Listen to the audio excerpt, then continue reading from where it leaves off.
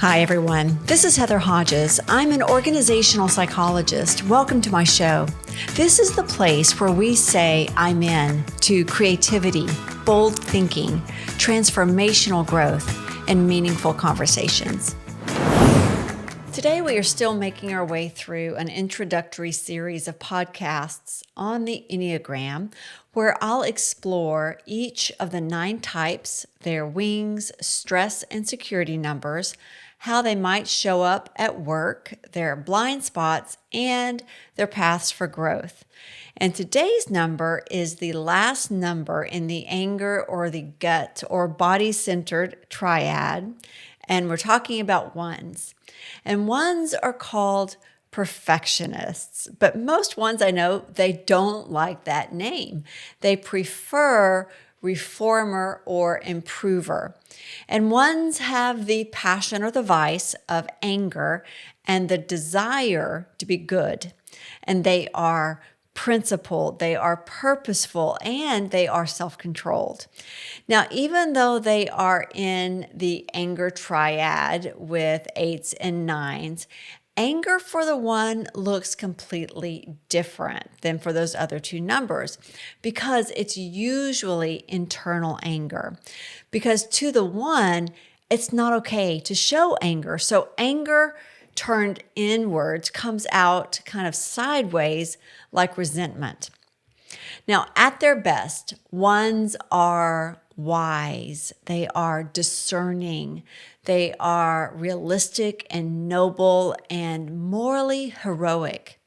Now, ones are in the gut or the body-centered triad, and they are in the dependent stance. And the basic need for the one is to be perfect and to have integrity and to be balanced. And the basic fear is of being corrupt or evil or defective. And the key motivation for one is they want to be right, to improve everything, and to be consistent with their own ideals and to justify themselves so that they are beyond criticism, so that they cannot be condemned by anyone. Now, ones are conscientious and they are ethical. They have a strong sense of right and wrong. So this means that they are teachers and crusaders and advocates for change. And they are always striving to improve things, but they are also afraid of making a mistake. Now, ones are well organized and they are fastidious. They try to just maintain high standards, but they can also slip into being a little critical and perfectionistic. So they typically have problems with resentment and impatience. So ones, if you are trapped in this desire for perfectionism, then you live with this reality that there's imperfection everywhere. Nothing can ever be perfect. And that means that you kind of stay frustrated or angry or resentment most of the time. So ones are the people that unfortunately think that they're not worthy. They don't think that they are good enough. And so in light of that, they try to be correct. And in their desire to be correct, they have help from a constant inner critic. And it's usually a voice, and unfortunately, it is relentless, and it's mean, and it's 24 hours a day. And it's not this mix of, you're terrible, you should have known not to do that, but you'll get them next time. They don't get that you'll get them next time part. The constant inner critic for the one, it's berating and it's a constant put down. And we all have self-talk. So for example, 8, your self-talk is a cheerleader in your head. But one's self-talk, it's different. It's an inner critic. And so just as an aside, one thing that is good for all of us to know and to remember is that if your self-talk is either totally for you or totally against you, neither of those voices are telling you the truth. They aren't helpful because none of us get it right all of the time, and none of us get it wrong all of the time either. So the ones Inner critic, it beats them down. It's exhausting, and not every number has a definitive way that helps you know for sure whether they are that number or not.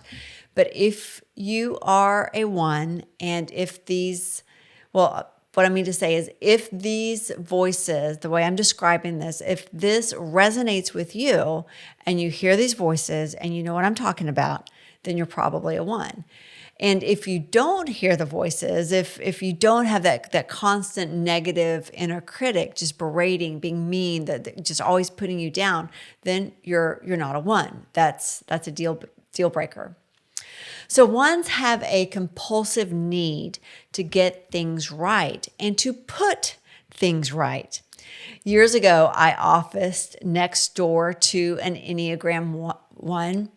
And right before I went on vacation, our youngest son, Elijah, was on the varsity basketball team, and he had gotten one of those posters that they give away in high school where they have all of the players and they have the seniors really big. And of course, proud mama that I am, I got one of those posters and I put it on my door in my office. And I couldn't find anything to put it up with that would hold it because it was good, solid, thick, kind of heavy poster board. The only thing I could find was duct tape. And so I got a little duct tape and I put it in each of the corners. And I knew I had one shot at this because I didn't want to hurt the door or the finish. And so I took one shot and I put the poster up on the door and I took a step back and I looked at it and I thought, oh, that's close enough. And I knew it was slightly crooked, but the way I justified it in my head was that the door was open most of the time. And with the door open, the angle, you couldn't really tell that it was slightly crooked. So I go off on vacation. And when I get back, I learned that my next door office buddy, my friend, after I left, she was not able to walk in front of my door. She went all the way around. The office was this big circle, and she would go all the way around out of her way in order not to pass my door that had the crooked poster on it. And when I got back, I asked her about it, and she said, it's crooked. I'm like, yeah, I know it's crooked. And I said, do you want to fix it? And she goes, oh, could I? And so she ever slightly took it off real gently and put it back on. And I saw her step back and she took a look at it and she just physically, it looked like she just took this deep breath and sighed. And I said, what did that feel like? She goes, oh my gosh, it felt like a weight off of my shoulder. She said, I've been walking past it or I've been avoiding it for a week, not willing to walk past it because it wasn't right. And that's how ones see the world. They want to get things right and to put things right. So ones are also the kind of people who love to make lists, and they are so generous and thoughtful. They make lists for themselves and they make lists for you. They love to mark things off the list. And so sometimes what they will do is, even though they have done it already, they will write something on their list that they've already done just so that they can mark it off. And that feels physically and emotionally so satisfying to the ones. Now, since ones are trying very hard to be correct, when you offer critique to a one, they don't take it very well. And the reason they don't take it very well is because they've already been criticizing themselves all day. That constant inner critic has been telling them, get it right, get it right, get it right. And so you are just one more voice to the many that's already been telling them that they aren't stacking up and that they aren't good enough. And when they offer you critique, it's usually harsher than when other people criticize you. And when you bring that up with them, they don't quite always understand it because they are being so much more gentle with you than what their voices are telling them. Now, since ones have a compulsive need to live, and act in a right way. They believe every single step of a task should be done correctly. And so these are people who don't like to cut corners, and they don't like to be interrupted when they're working on a project, and they don't often multitask well. They like to do one thing well and then move on. Now, one of the things that is very interesting about Enneagram 1s who are in the anger triad with 8s and 9s is that 1s are seldom angry at what they're angry at. So when the anger does finally come up, oftentimes it has nothing to do with the precipitating event, like what actually made them blow up in the first place. So 1s usually hold on to anger, they suppress it, and what they do is they kind of simmer. Now, when I was a kid, my mom would soak dried beans and then cook them in the pressure cooker. And some of you may have remembered those pressure cookers. They have this regulator on the top, and that would let out a little bit of a steam at a time. But one time, my mom was cooking beans, and that rubber gasket around the pressure cooker, it failed. And that pressure cooker blew. The lid blew off, and we had beans on the ceiling. That's the way it is with Enneagram 1s and anger. They kind of regulate themselves pretty well most of the time, but every once in a while, they might blow and you've got beans on the ceiling. And it's a huge surprise to the rest of us. So 1s, they don't like showing anger, but they do allow themselves to get angry for righteous causes, things where there's an injustice, and that is okay for for a 1 to show anger about. Another interesting thing that I've noticed about 1s is that 1s will often take it on themselves to right an injustice. So, for example, if you are driving down the street and you see a person who is displaced or unhoused, the Enneagram 1 will feel like it is their responsibility to help that person, maybe get them their next meal, or if it's hot, offer them a bottle of water. And so 1s take on that righteous cause as their own. Now, 1s, they can also carry resentment because they tend to do this thing where they give up fun things and fun opportunities to make sure that they take care of things that they feel like they should or ought to do.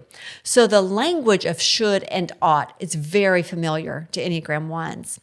Now, 1s are not big risk takers, and they compulsively worry about making the wrong decision.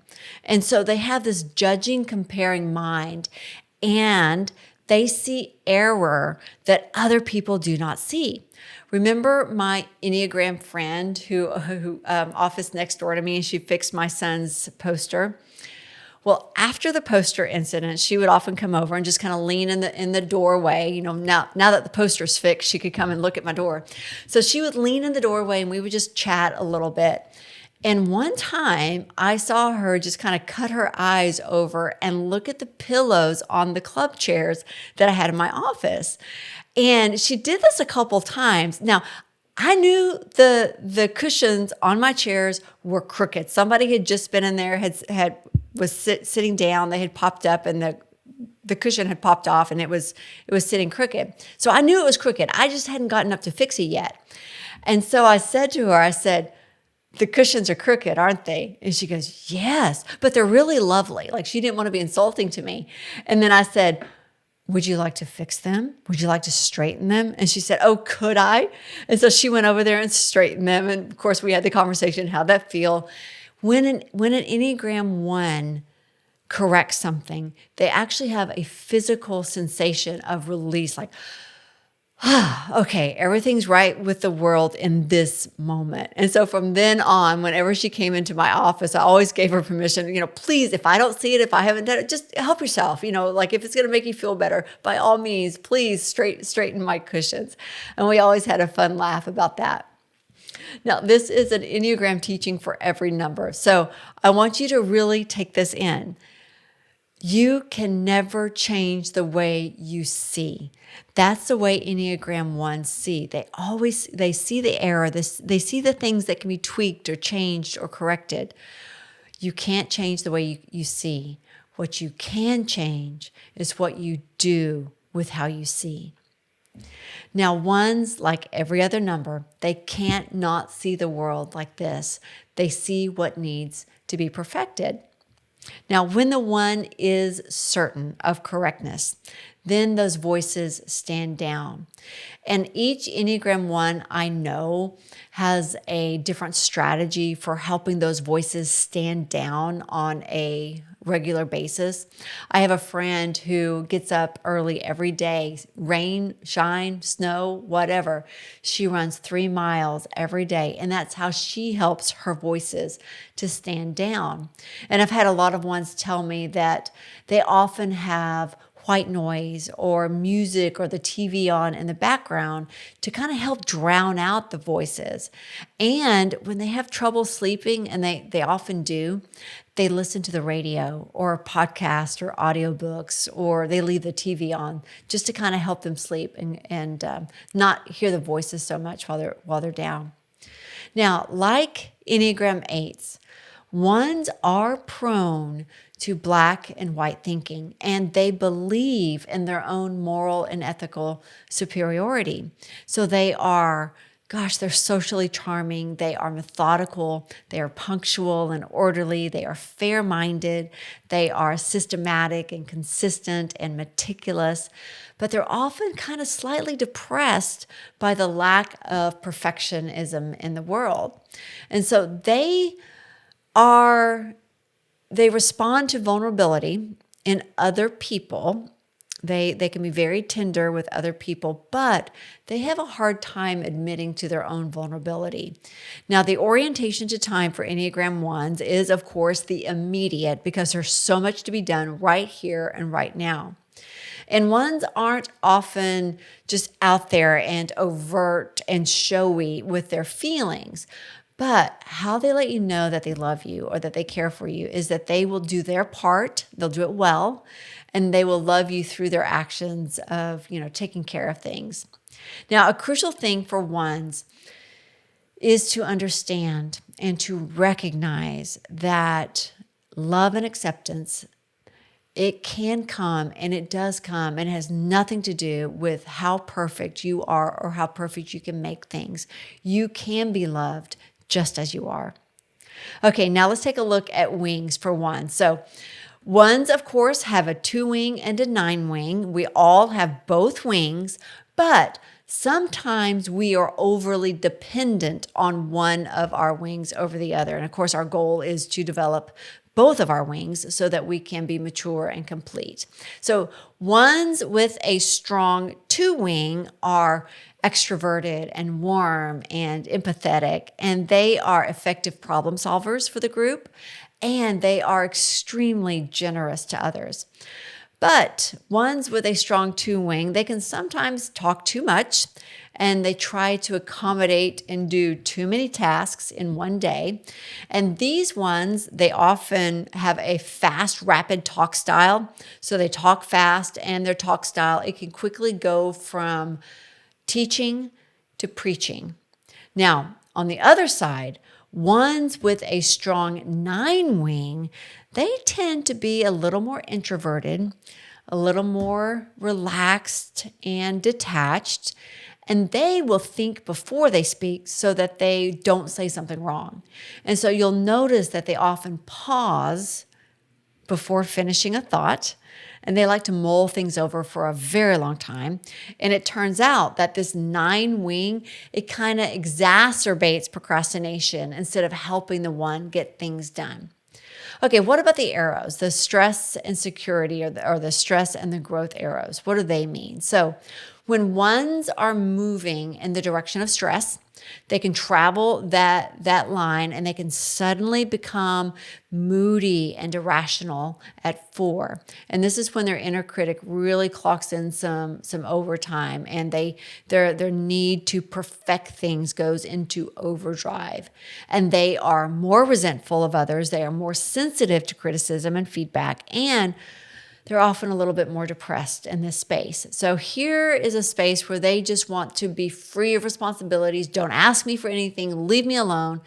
And they kind of lose confidence in themselves, and they feel unlovable, unfortunately. However, when they're moving in the direction of security and growth, ones can become more spontaneous and joyful like a healthy 7. So for example, all of that performing and perfecting and making things right, that when they go on vacation, they can relax and they can just be themselves, and because they're not responsible for anything. They let their hair down, they have fun like a healthy 7. So in this space, the voice of the inner critic kind of gets quieter, and they aren't as hard on themselves. And so I think the reason for this is because they shift their attention from what's wrong with the world to what's right in the world. And it's such a beautiful shift. Okay, how do ones show up at work? So ones, of course, they are in every profession. They make excellent judges, clinicians, surgeons, soldiers, pilots, engineers, IT professionals. They are usually fair-minded and honest, and they are not fooled by any pretense of superiority. And at work, ones, they don't like to make quick decisions. They like to think about things for a while and make the correct decisions. So ones are industrious, they are reliable, and they like to make order out of chaos, and they really enjoy it. And they strive in structured environments where deadlines and communication are clear. Don't change the rules on them. Now, because they are afraid of making mistakes, ones, they need regular feedback and encouragement. And since they need such clear guidelines, ones are the people in the world who take that 1-inch thick HR binder home and read the entire employee handbook from cover to cover in one sitting. So ones are able to see what's not working in an organization or on a team or a project. And they are great at creating new systems and procedures to make things work. But remember, ones have a tendency to procrastinate because of their fear of getting it wrong. So if you see a 1 who is staring at a blank computer screen, we've got a problem. Because their hesitancy to get started, it can slow the whole team down and the whole project down. So you may need to nudge them along and help them get going. They will also have the tendency to check and recheck their work, which can also slow processes down. So for example, I know a lot of Enneagram 1s, even when they're just sending a simple basic email, they will read it 3-4 times to make sure it's correct before they hit send. So ones, they sometimes need a little extra help to let go of things and to move on to the next task. And I say this to ones and they argue with me and they say it's not helpful, but remember, done is better than perfect, because we're never going to reach perfect, but we can reach done. Okay, ones resent being interrupted at work, and they have a tendency to globalize problems. So what I mean by that is if one part of the project isn't working, well, the whole thing's shot. The whole thing needs to be revamped and taken apart and improved, instead of just taking care of that one little piece that's not working. Now, as leaders and supervisors, ones work hard to support their team, particularly those who show a desire to improve and to try to get things right. However, there are times when ones can be controlling and rigid and stingy with praise, even when it's deserved. And they can also have trouble delegating tasks to their team because they're worried it won't be done correctly. Now, ones can sometimes annoy their coworkers by redoing tasks that they often fail to do properly in the first place. And now, finally, one thing you need to know about ones, it has to do with that anger thing that we talked about earlier. They are usually not angry at what they are angry at. And this can show up at work as well. So, for example, if an Enneagram 1 starts ranting and raving about that jerk who took their parking spot in the parking garage, that's usually not what they're angry at. They are probably angry at something else, like maybe an argument they had with their spouse that morning, or something that's going on with a project in the office. So be on the lookout for that. And so in these situations, listen, gently ask clarifying questions, give them a little space. They will eventually be able to trace their anger back to what's really causing it in the first place. But they need a little help to figure that out, and they also need a little space and time for it. Now, here's something I really love about Enneagram 1s is when they're healthy, they are deeply committed to helping others because they want others to be their absolute best version of themselves. So healthy ones are amazing coaches and mentors and supervisors and cheerleaders to the rest of us. Okay, blind spots. Just like all of us, ones have blind spots. So one of your blind spots is that when you are angry, you can sometimes chain past grievances or irritations to the present situation. You may bring up something from a year ago that has nothing to do with what's going on today. So watch out for that tendency to chain those past irritations to the present. Also, ones, you can be perceived as critical and impatient even when you're trying hard not to be. And another blind spot ones is that while you work really hard to ensure that your actions are good and flawless, those around you, they may not want your help to be perfect. Okay, ones, here are a few strategies to help you grow your leadership. First of all, y'all need to get physical. So get physical when you feel stressed. So when you start to feel the monkey on your back, that stress, do something active like working out, riding your bike, taking a walk. And it is particularly important for you to be physically active because it will help you calm your anger and tune into what's really causing the stress in the first place. Okay, your second growth strategy. Replace being right with being effective. Another way to say that is get it right without having to be right. And there's a difference there.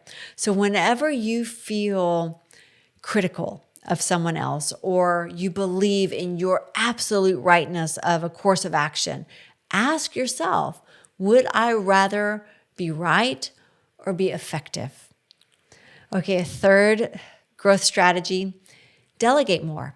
Begin to delegate work to others more often. So when possible, delegate the whole project and not just tasks, and be sure to discuss goals and objectives, timeframes, deliverables, and the whole process for your expectations.